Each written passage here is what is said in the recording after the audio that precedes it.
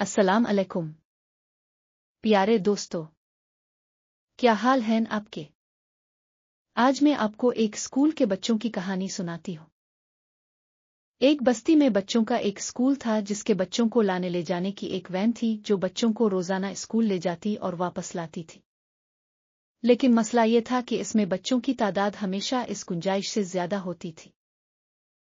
हर सुबह वैन के driver uncle Safdar बस्ती के मुख्तलिफ घरों से बच्चों को लेने निकलते। बच्चे खुशी खुशी अपनी किताबें और बस्ते लेकर दौड़ते हुए वैन में सवार हो जाते। लेकिन जल्द ही वैन में मसले मसाइल शुरू हो जाते। वैन में जगह कम होने की वजह से बच्चे एक दूसरे पर गिरने लगते, कुछ बस्ते अपनी गोद में रखने पर बहस करते और कुछ सीट के लिए झगड़ पड़ते।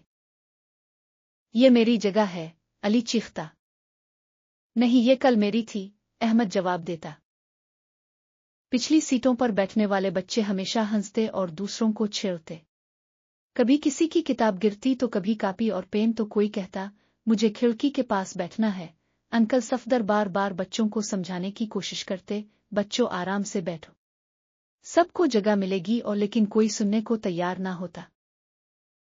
एक दिन वैन में जगह इतनी कम पड़ गई कि दो बच्चे सीटों के दरमियान खड़े हो गए। रास्ते में एक जोरदार झटका लगा और कुछ बच्चे गिर गए।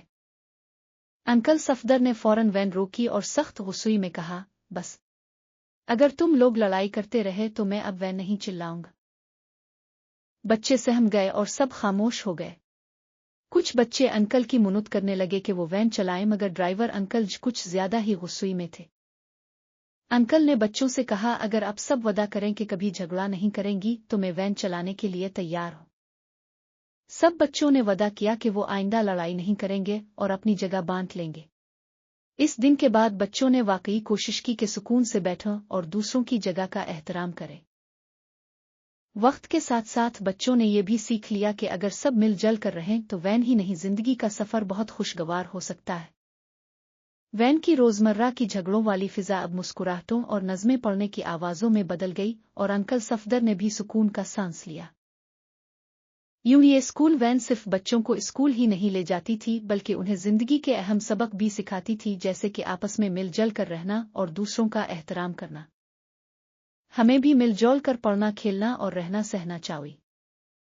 ठीक है ना प्यारे दोस्तों। ये थी हमारी आज की कहानी। अब इजाजत। अल्लाह हाफिज।